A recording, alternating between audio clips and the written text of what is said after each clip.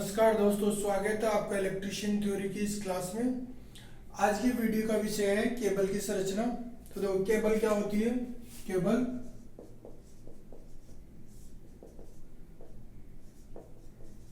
विद्युत शक्ति संचरण के लिए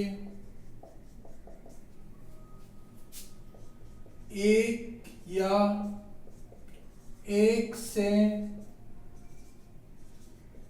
अधिक चालकों के समूह को केबल कहते हैं। केबल किसे कहते हैं? जिसमें एक या एक से अधिक, अगर एक चालक हो तो उसको भी केबल बोलेंगे और एक से अधिक चालक हो तो उसको भी केबल बोलेंगे। तो देखो, इसकी संरचना में क्या होता है। तो ये अपने बिजली बोर्ड के एग्जाम के हिसाब से इम्पोर्टेंट है, क्योंकि वहां पे डिपार्टमेंट में बहुत सारी केबलें काम में आती है, तो आपकी ये जानकारी होनी चाहिए। तो देखो, ये कंडक्टर होता है और अलग अलग जो कंडक्टर होता है उनके ऊपर इंसुलेशन होता है। अलग अलग कंडक्टर पे अलग अलग इंसुलेशन होता है। डिटेल से पढ़ेंगे अपन। जैसे ये कंडक्टर है, इस पे एक इंसुलेशन लगा दिया। ये दूसरा कंडक्टर है, दूसरा कंडक्टर पे फिर अलग से इंसुलेशन लगाएंगे। और ये तीसरा कंडक्टर कितने हो सकते हैं? एक से अधिक भी कितने हो सकते हैं, ठीक। इनके ऊपर इंसुलेशन लगाएंगे। ये वाला, ये क्या है? चालक है। ये चालक है। इनके ऊपर जो इंसुलेशन लगाया जाता है वो अलग अलग प्रकार का होता है। तो मोस्टली जो लगाया जाता है वो संसेचित पेपर का लगाया जाता है। इम्प्रेग्नेटेड पेपर मोस्ट इंपोर्टेंट है, एग्जाम में क्वेश्चन आता है। यानी जो पहले जो आवरण लगाया जाता है, जो इंसुलेशन को जो आवरण लगाया जाता है, डिटेल से पढ़ेंगे, मैं बताऊंगा इनके बारे में। तो इन पे जो पहले जो आवरण लगाया जाता है, किसका लगाया जाता है? इंसुलेशन का। और इंसुलेशन में भी किसका? पेपर इंसुलेशन का ही। इसके बाद इनके ऊपर पेपर इंसुलेशन के ऊपर लगाया जाता है धात्विक सतह लगाई जाती है। धात्विक सतह इन पेपर इंसुलेशन के ऊपर, इसको बोलते हैं लेड शील्ड बोलते हैं। इनके ऊपर लेड शील्ड लगाई जाती है। लेड शील्ड के ऊपर लगाई जाती है। जो लेड शील्ड को खरोचों से बचाती है वो होती है, इसके ऊपर लगाई जाती है बेंडिंग। ये होती है बेंडिंग।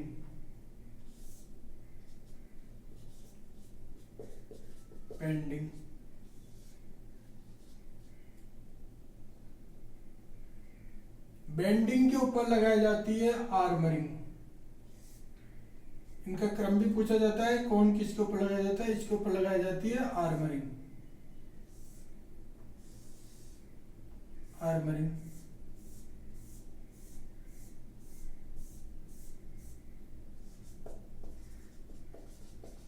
लगाई जाती है। और सबसे ऊपर जो लगाई जाती है सतह, उसको बोलते हैं, सबसे ऊपर जो सतह होती है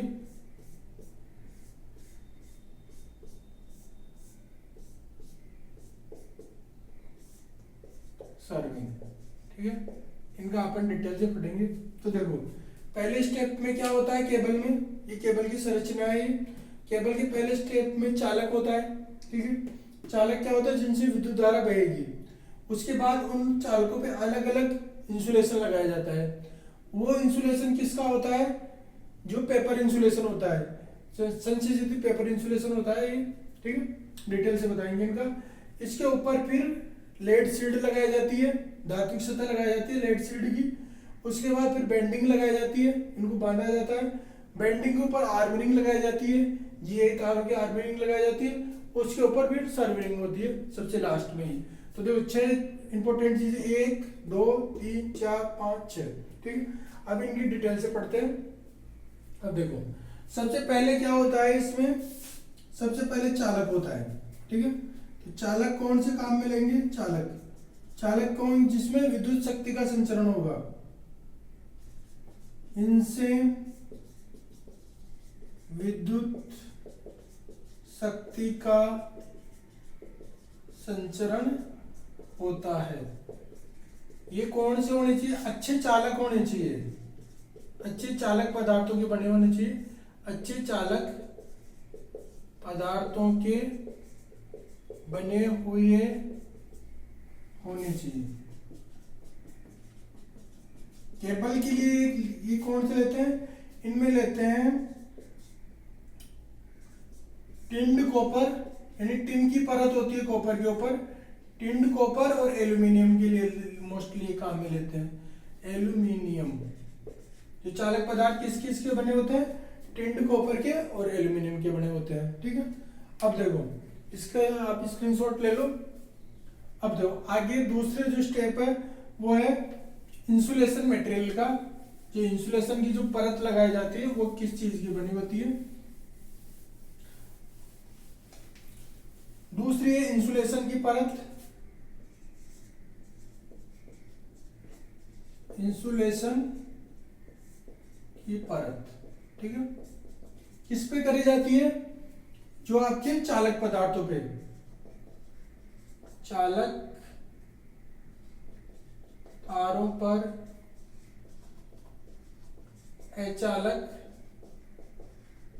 पदार्थों की परत लगाई जाती है। ये अलग अलग लगाई जाती है, अलग अलग चालक पर अलग अलग, ध्यान रखना है जी। जो अलग अलग जो चालक है, अलग अलग चालक पर अलग अलग लगाई जाती है, अलग अलग लगाई जाती है।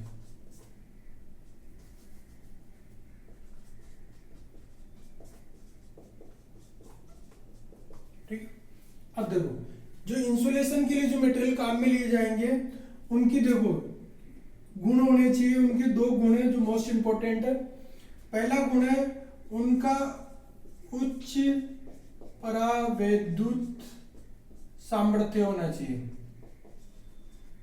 पहला गुण जो चालक पदार्थ अपन काम लेंगे, मैं डिटेल बताऊंगा इनकी, ठीक है। जो उच्च यानी कि उच्च डाइलेक्ट्रिक स्ट्रेंथ होनी चाहिए, उच्च डाई इलेक्ट्रिक स्ट्रेंथ होनी चाहिए उनकी, स्ट्रेंथ, ठीक है। देखो डाइलेक्ट्रिक स्ट्रेंथ क्या होती है वो समझो पहले। डाइलेक्ट्रिक स्ट्रेंथ क्या होती है, किसी अचालक पदार्थ की बिना ब्रेक डाउन हुए वोल्टेज सहन करने की क्षमता को डाई इलेक्ट्रिक स्ट्रेंथ कहते हैं। यानी बिना ब्रेकडाउन, ब्रेकडाउन का मतलब होता है वो चालक नहीं बढ़े, अचालक पदार्थ है उसमें से बिजली नहीं बढ़े, वो कितनी वोल्टेज सहन करेगा वो उसकी ब्रेकडाउन कहलाती है, डाइलेक्ट्रिक स्ट्रेंथ कहलाती है। इसका जो मापते हैं, इसको मेजर करते हैं, वो करते हैं किलोवोल्ट प्रति एमएम। यानी कि एक जो एमएम है वो कितना किलोवाट वोल्टेज को सहन करेगा। इसकी दूसरी इसका कन्वर्जन है वो वोल्टेज प्रति मीटर भी है ये। यानी देखो एग्जाम्पल के लिए मिलता हूँ, हवा अपनी एयर जो होती है, एयर की जो डाइलेक्ट्रिक स्ट्रेंथ होती है वो 3 केवी प्रति 1 एमएम होती है, प्रति एमएम। यानी जो 1 एमएम की जो हवा है वो कितना वोल्टेज सहन करेगी, 3 केवी, यानी 3000 वोल्टेज सहन कर लेगी 1 एमएम हवा। 2 एमएम हवा कितने करेगी, 6 केवी की वोल्टेज सहन करेगी। यानी कि डाइलेक्ट्रिक स्ट्रेंथ क्या होती है भाई, वोल्टेज सहन करने की क्षमता होती है। इससे ज्यादा वोल्टेज होती है वो ब्रेक डाउन हो जाएगी और वो जो अचालक है वो चालक के रूप में काम करने लग जाएगी। ठीक है, तो एक शब्द आया इसमें, मैं ये भी बता देता हूँ ब्रेक डाउन वोल्टेज क्या होता है। दोनों अलग अलग चीज होती है, डाइलेक्ट्रिक स्ट्रेंथ और break down voltage. Break down voltage. ध्यान रखना यहाँ वोल्टेज के बारे में बात हो रही है, तो इसकी जो यूनिट है वो तो वोल्टेज हो जाएगी, किलोवोल्ट हो जाएगी। ये क्या होता है, वोल्टेज का वह स्तर जिस पर कोई अचालक पदार्थ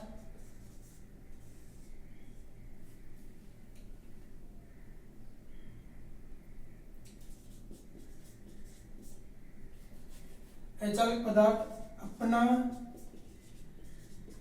अचालक का गुण खो देता है, यानी कि चालक बन जाता है, तो वो क्या कहलाएगी, आपकी ब्रेकडाउन वोल्टेज कहलाएगी। और इसका जो मात्रक है वो क्या होता है, किलोवाट होता है। ठीक है, डाइलेक्ट्रिक स्ट्रेंथ का तो किलोवाट प्रति एमएम होता है, और ब्रेकडाउन जो वोल्टेज है, क्या होता है, किलोवोल्ट होता है। देखो यहाँ पे मैंने हवा वाला एग्जांपल लिया है। यहाँ पे हवा का मान लो ये अगर 2 mm की परत है तो उसका ब्रेकडाउन वोल्टेज कितना होगा, 2 mm की कोई परत है तो उसका ब्रेकडाउन वोल्टेज कितना होगा, 6 किलोवोल्ट की। ठीक है, तो ब्रेकडाउन वोल्टेज और ये प्राविद्युतीय स्थिरांक आ गया समझ में। ठीक है, अब देखो आगे अपन बात करते हैं, इनमें होना चाहिए दूसरा गुण होना चाहिए अचालक पदार्थों का, वो गुण होना चाहिए उच्च विशिष्ट प्रतिरोध। इंसुलेशन पदार्थों के गुणों में पढ़ रहे हैं, उच्च विशिष्ट प्रतिरोध। विशिष्ट प्रतिरोध क्या होता है भाई, एकांक लंबाई चौड़ाई 1 सेंटीमीटर लंबा कोई तार है, 1 सेंटीमीटर चौड़ा है, उसका जो प्रतिरोध होगा, एकांक आयतन का जो प्रतिरोध होगा वो कहलाएगा आपका विशिष्ट प्रतिरोध। ये किसी पदार्थ का गुण है, ये उच्च होना चाहिए। ठीक है, तो अचालक पदार्थों का उच्च विशिष्ट प्रतिरोध होना चाहिए। एग्जाम में विशिष्ट प्रतिरोध की यूनिट पूछी जाती है, इसकी जो यूनिट है वो क्या है, ओम मीटर है, ओम मीटर इसकी यूनिट होती है ये। ठीक, अब देखो कुछ महत्वपूर्ण अचालक पदार्थ जो इन केबलों में काम में आते हैं, उनका अपने को प्रावैद्युतिक सामर्थ्य, डाइलेक्ट्रिक स्ट्रेंथ और विशिष्ट प्रतिरोध के बारे में जानकारी होनी चाहिए। एग्जाम में ये क्वेश्चन पूछे जाते हैं। देखो सबसे पहले अपन हवा की बात करते हैं। हवा पहला पदार्थ ले लेता हूं, अचालक पदार्थ हवा। इसकी जो डाइलेक्ट्रिक स्ट्रेंथ होती है, इसकी 3 किलोवाट प्रति mm। एग्जाम में पूछा जाता है हवा की डाइलेक्ट्रिक स्ट्रेंथ कितनी होती है, 3 किलोवाट प्रति mm। दूसरा ले लेते हैं अपन वार्निश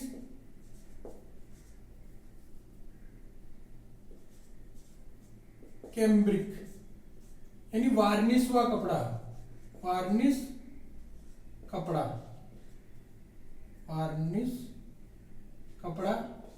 इसकी होती है 4 केवी प्रति mm। ठीक है, अगली अपन ले लेते हैं SF6 गैस। ठीक, SF6 गैस अपनी केबलों में काम में लेंगे ये। ठीक है, ब्रेकरों में भी काम में आती है ये। इसकी जो डाइलेक्ट्रिक स्ट्रेंथ होती है वो 8.5 केवी प्रति mm। ये भी एग्जाम में क्वेश्चन पूछा जाता है। ठीक है, SF6 के बाद में है फिर ट्रांसफार्मर ऑयल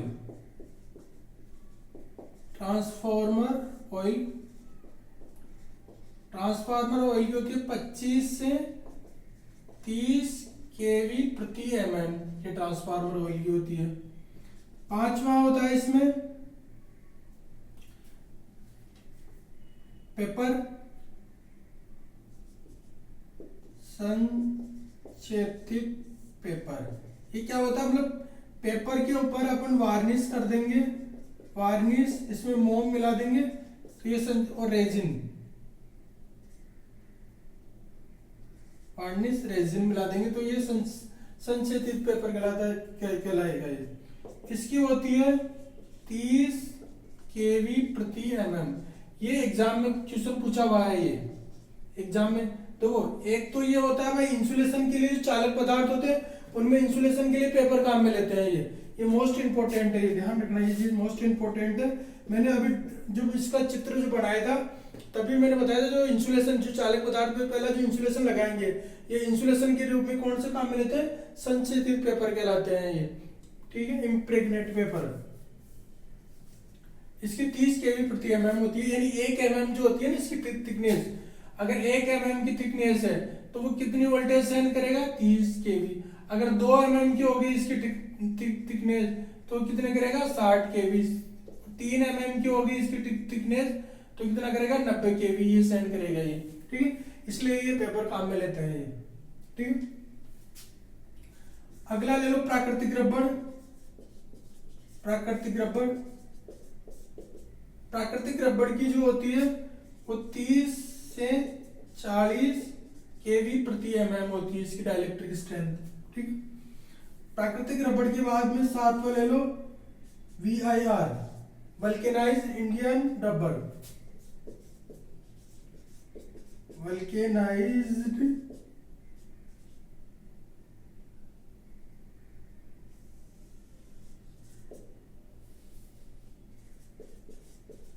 इंडियन रबर,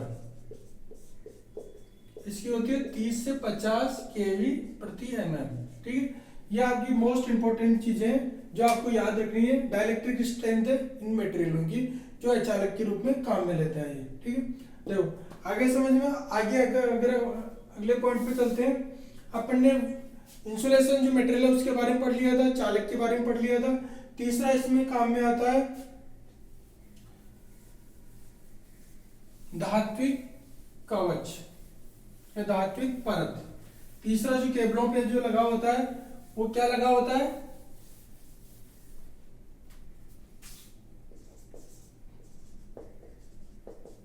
धात्विक परत। ये किस लिए लगाई जाती है, धात्विक परत जो आपने इंसुलेशन जो लगा दिया चालक के ऊपर, इंसुलेशन यानी जो चालक पर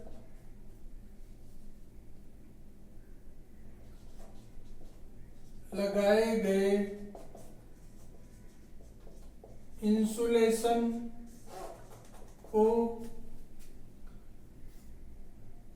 जो वातावरण की जो नमी है, इसके अलावा गैसों, अम्ल है आदि से सुरक्षा के लिए धात्विक परत लगाई जाती है। धात्विक परत, ठीक है। ये लेड सील्ड बोलते हैं इसको, ये लेड की होती है मोस्टली, ये लेड सील्ड बोलते हैं इसको। और ये जो केबल में जब लगाई जाती है इसको अर्थिंग की आवश्यकता होती है। ये मोस्ट इंपोर्टेंट फैक्टर है, अर्थिंग की आवश्यकता होती है ये।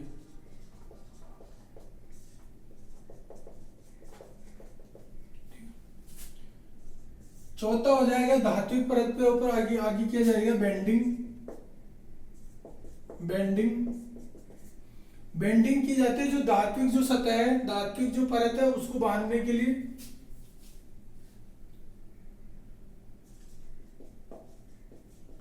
धात्विक सतह को बांधने के लिए ये सूत या हेसियन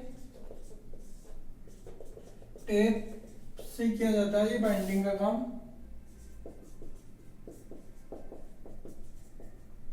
ये क्या करती है, जो आपकी धात्विक जो सतह होती है उसको घर्षण एवं खरोंचों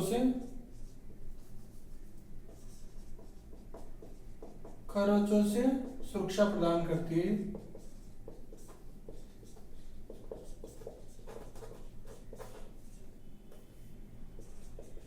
ठीक है। इसके बाद अगला होता है बेंडिंग के ऊपर आर्मरिंग। इसमें क्या होता है, जो बेंडिंग जो सतह होती है, बेंडिंग सतह पर जीआई तारों की परत बिछाई जाती है। जीआई कौन से होते हैं, गैल्वेनाइजिंग इस्पात, गैल्वेनाइजिंग आयरन, गैल्वेनाइजिंग इस्पात की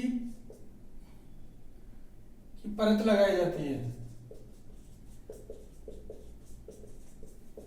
इससे लगाने से क्या होता है, एक तो उसकी केबल की यांत्रिक सामर्थ्य बढ़ती है, केबल की यांत्रिक सामर्थ्य में वृद्धि होती है, मजबूती आती है, सामर्थ्य में वृद्धि, साथ ही क्या होती है, उसमें कठोरता आती है। सुरक्षा के लिए लगाई जाती है, सुरक्षा और जीवन काल में वृद्धि होती है, इससे जीवन काल में वृद्धि होती है इससे आर्मरिंग करने से। इसके बाद आर्मरिंग से ऊपर जो बाहरी जो परत होती है, आर्मरिंग की सुरक्षा के लिए लगाई जाती है, होती है सर्वरिंग। किस पे लगाई जाती है, आर्मरिंग के ऊपर लगाई जाती है। आर्मरिंग के ऊपर आपने ये लगा दिए, जीआई के तार लगा दिए, वो तार भी अगर नमी से, वातावरण के प्रभाव से प्रभावित होंगे तो उनकी सुरक्षा के लिए आर्मरिंग की जाती है, आर्मरिंग के ऊपर की जाती है। ये केबल की सबसे बाहरी सुरक्षा परत है, केबल की सबसे बाहरी सुरक्षा परत है ये, ठीक है। ये क्या करते हैं, जो आर्मरिंग जो होती है, आर्मरिंग को जो वातावरणीय प्रभाव होते हैं, वातावरणीय प्रभावों से सुरक्षा प्रदान करती है, प्रभावों से सुरक्षा प्रदान करती है, ठीक है। तो देखो, केबल की जो संरचना के बारे में अपन पढ़ रहे थे इस वीडियो में। केबल की संरचना में सबसे पहले क्या होता है, चालक होता है। चालक का क्या काम होता है, विद्युत शक्ति का एक जगह से दूसरी जगह पर संचरण करना। उन चालकों पे क्या करता है, अलग अलग पेपर का इंसुलेशन लगाया जाता है। इंसुलेशन जो जिनके प्रकार होते हैं उनकी डिटेल से मैंने बता दिया था। उनमें डाइलेक्ट्रिक स्ट्रेंथ सभी मटेरियल की अलग अलग होती है, वो आपको याद रखनी होती है, एग्जाम में उसी से क्वेश्चन पूछा जाता है। सबसे पहले जो इंसुलेशन के रूप में सबसे ज्यादा क्या लगाया जाता है, संशोधित पेपर लगाया जाता है, इम्प्रेग्नेटेड पेपर लगाया जाता है। मोस्ट इंपोर्टेंट चीज कागज लगाया जाता है वो, क्योंकि एग्जाम में अपने को लगता है इंसुलेशन के लिए रबड़ लगाते हैं, लेकिन रबड़ नहीं लगाई